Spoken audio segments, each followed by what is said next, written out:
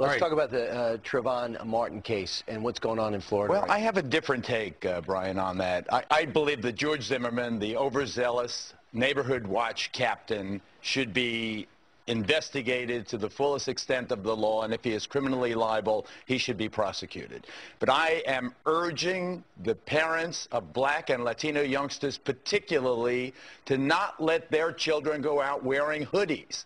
I think the hoodie is as much responsible for Trayvon Martin's death as George Zimmerman was. What do you mean? When you see a kid walking, Juliet, when you see a kid walking down the street, particularly a dark-skinned kid like my son Cruz, who I constantly yelled at when he was going out wearing a damn hoodie or those pants around his ankles, take that hood off. People look at you and they what's the instant identification? What's the instant association? It's those crime scene surveillance tapes. Every time you see someone sticking up a 7-Eleven, the kid's wearing a hoodie. Every time you see a mugging on a surveillance camera or they get the old lady in the alcove, it's a kid wearing a hoodie. You have to recognize that this whole stylizing yourself as a gangster, you're going to be a gangster wannabe, well, people are going to perceive you as a menace. That's what happens. It is an instant reflexive action.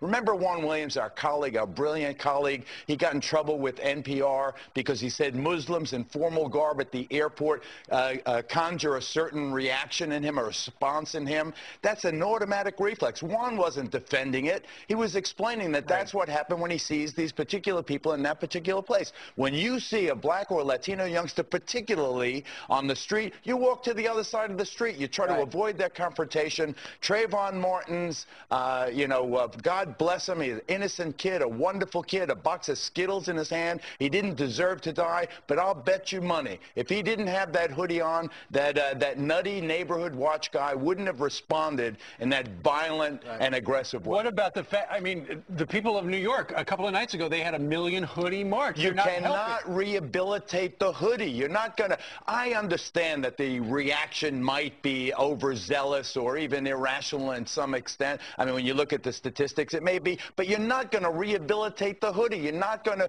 Just stop wearing it. Stop wearing it. Don't let your kid. You know the old Johnny Cash song, "Don't take your gun to town, son. Leave your gun at home." There is some things that are almost inevitable. I'm not suggesting that Trayvon Martin had any kind of weapon or anything, but he wore an outfit that allowed someone to respond in this irrational, overzealous way. And if he had been dressed more appropriately, I think, unless it's raining out or you're at a track meet, leave the hoodie home. Don't let your children go out there. I want to bring you something else that just seems